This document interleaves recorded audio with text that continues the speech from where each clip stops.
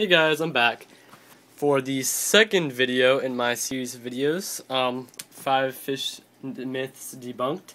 And now for this video, I did not get to finish my last one, so I'm going to carry on from what I was talking about in that other video, and that was dry rock and live rock. Now, there's this huge myth out there that many people tell you, and especially you'll get this on forums. People will tell you that live rock is the only way to go. Dry rock is bad. Dry rock is for cheapskates who don't want to have to pay for actual live rock. That's definitely not true. Dry rock is definitely a valid option for everybody. You know, there are a lot of pros that come with dry rock. I mean, there's definitely going to be more complications as far as seeding the dry rock and making it live and creating that biological filter that you want in your tank, but that's definitely an option. So if you're, if you don't want to have to pay full price for live rock, and maybe you don't want any of those, Aptasia or mantis shrimp or all those little hitchhikers, it's definitely an option for you guys to go and buy dry rock and then seed it, and it will eventually become live rock minus all the pests and the extra cost and everything like that. So it's definitely an option, so look into that. Before you go out and buy dry rock, definitely look into that. But now, second myth, clownfish need anemones to thrive. Certainly in the wild, clownfish do use anemones as protection and as their home, to protect them from predators. But the thing is, in your tank there are no predators, so there's no need for an anemone. And honestly, I honestly prefer to have a clownfish without an anemone, just because they're out more. See, they're swimming all around the tank. Normally, if I had an anemone, they'd probably stay right there. So, it's definitely, clownfish definitely do not require anemones to live or thrive in your tank. So they'll be just fine if you don't get an anemone. Myth number 3.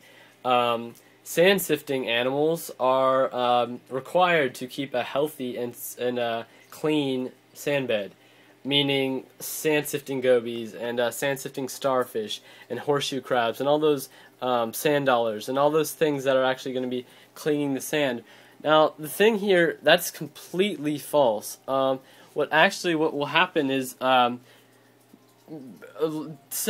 sand, the reason you're buying live sand is, you're paying extra for live sand, and you want live sand. So, now, think about it. These animals, these sand-sifting gobies and everything, what is their food source? It's those live animals. So basically, you're paying more for live sand, and you want to keep live sand, but at the same time, you're going out and paying for animals that are going to be, eating up those creatures that make it live. So to me, there's absolutely no reason for you to buy an animal that will do that. There's no reason at all. I mean, New York Steel sent me to a really nice article, and it was talking specifically about this. And there's just there's absolutely no reason for any tank out there to ever put those types of animals into your tank, especially if you're trying to sustain a deep sand bed, 4 inches and deeper. There's definitely no reason for you to have one of those animals. So look into that before you go out and buy gobies and everything. Now, myth number 4. This kind of goes along the same line, but siphoning your sand is it should be on your to-do list. It should be part of your maintenance, your weekly or monthly maintenance. Definitely not true. Again, you're just siphoning, you're just killing off those things that make that biological filter and make the sand actually live. You're just killing them, and there's really no reason for you to do that, obviously, because all they're doing is cleaning your water and getting rid of those nutrients and all that. Now, myth number 5. Myth number 5 was the more filters, the better.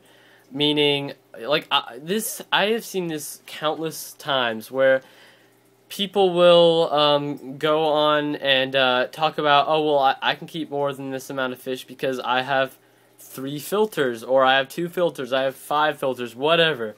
Meaning hang-on back filters or canister filters. You know, the thing is, the more filters you have, it's just adding on to the maintenance. Really, all you need would be one filter. That's all you need. I mean, and really, foam filter pads, the stuff that actually collects all the gunk, really, they're doing more harm than they are good unless you're actually physically constantly cleaning that thing. So, you know, definitely think before you start wasting your money on filters, because if you're not willing to actually keep up with the maintenance, those filters are actually going to be do more bad than they are good. So definitely remember that. So, you know, if you want to have 3 different filters on your tank, that's fine, honestly, but you're going to definitely need to keep up with that maintenance, and it's definitely not going to allow you to keep a larger amount of fish. Something that will allow you to keep more fish than you normally would be a deep sand bed, 4 inches or deeper, a large skimmer, an effective skimmer that actually does its job, a large refugium with chaetomorpha, and something that's going to actually be eating that nutrients and actually eliminating it out of your tank. Now, you know, with filters, it just collects them. It basically collects all the gunk right there, and then it's your job to actually go in there and take it out of the tank. So, unless you are keeping up with that, the more filters that you have, it's definitely not going to be a good thing, and you're going to end up wasting your money when you figure this out later on. So I'm just making this video to help you guys out and stop you from wasting your money. But yeah, thanks for watching, and also tomorrow's Christmas Eve, so Merry Christmas to everybody. If I don't make a video, if I don't see you guys on Christmas, Merry Christmas and Happy Holidays, and thanks for watching. Thumbs up the video if you liked it, and subscribe if you liked the video, subscribe if you like my channel. You know, comment if you have any questions, concerns. If you like my video, you can comment saying that. I'll appreciate it. But again, thanks for watching, and Merry Christmas.